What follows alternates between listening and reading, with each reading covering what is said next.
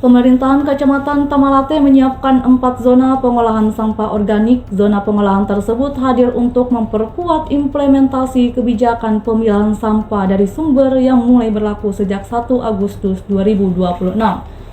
Camat Tamalate Muhammad Adil Syahbani mengatakan pembentukan 4 zona tersebut menjadi solusi sementara mengatasi sampah organik yang masih menjadi tantangan.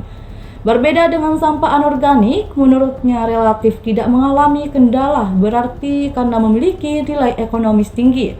Ariel menjelaskan setiap zona dirancang untuk melayani 2 hingga 3 kelurahan sehingga proses pengumpulan dan pengolahan sampah organik menjadi lebih efektif.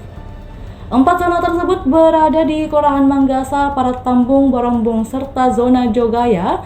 Zona Manggasa melayani Kelurahan Manggasa, Manduruki, dan Pak Baeng. Sementara zona Paratambung mencangkup Paratambung, Bentoduri, dan Balangbaru.